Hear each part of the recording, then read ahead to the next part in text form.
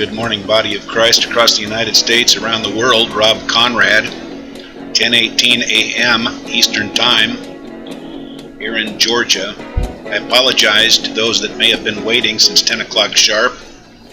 As I said at 10 o'clock sharp when I started the broadcast, that the Wi-Fi connection here was acting up and not connecting properly to the server. So let's hope this Wi-Fi connections are sustained through this broadcast. Now, and I do thank you very much for waiting, all of you that were right on time with me at 10 o'clock sharp. So it's 10:19,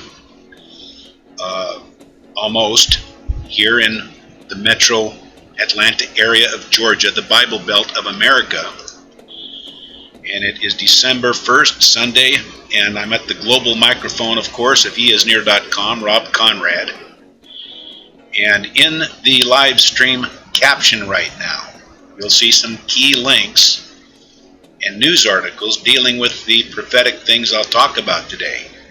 So have a look in that caption as we're going through this broadcast. Now this morning, I'm focused on the main topic, which is Daniel 9:27. Which is the next major end-time prophecy to take place in this generation. And there are two angles I'll talk about, two categories, two angles I'll be talking about this morning that play into Daniel 9:27. And these are sobering and will snap your eyes wide open, with the second angle being the recent news article from November 20th, which I'll talk about in a moment.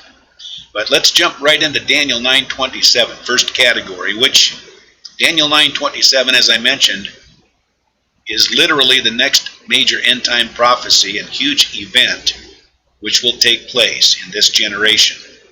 So the prophecy states, and I'm reading it, Daniel 9:27 says, "And he," referring to Antichrist, the Pope of Rome, "shall confirm the covenant with the many for 1 week." Now, here's the first angle today regarding this prophecy, which will give us 100% confidence whether or not this coming 7-year tribulation has actually begun or not. There are two keys to watch for. First is that the two parties involved are guaranteed by Daniel 9:27 to be end-time Israel, that's one party, and Antichrist, that's the second party, being the Pope of Rome. Those are the two parties to watch for. In fact, unless these two parties are involved together, then it is not the actual 7-year covenant of Daniel 9:27. Here's the second key to know about this prophecy, is that when Daniel 9:27 uses the term 1 week, and in Daniel's context, this refers to a period of not 7 days, but a period of actually 7 years. So it's not going to be a 2-year agreement. It's not a 5-year or a 10-year agreement.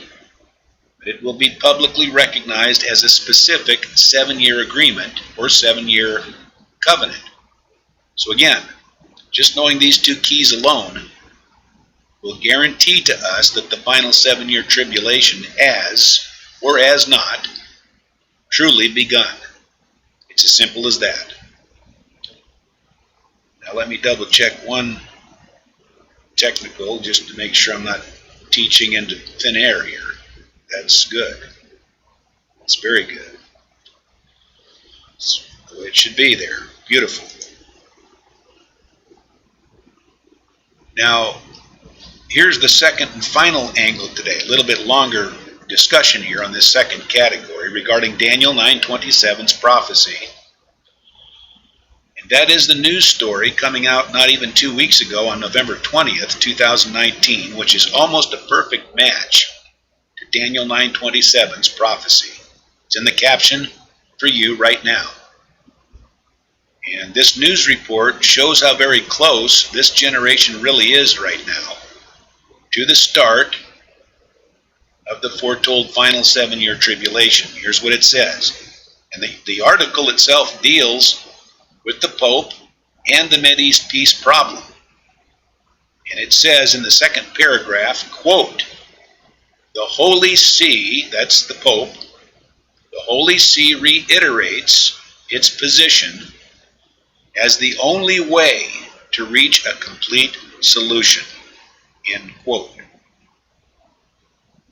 Now here you have Pope Francis saying, in effect, it's my way or the highway regarding fixing Israel's and the Mideast's boiling pot problem. Let me read it again. Quote, "The Holy See," that's the Pope, "reiterates its position as the only way to reach a complete solution." And most people know that when you're talking about the Holy See and the Vatican, then at all times you're talking about the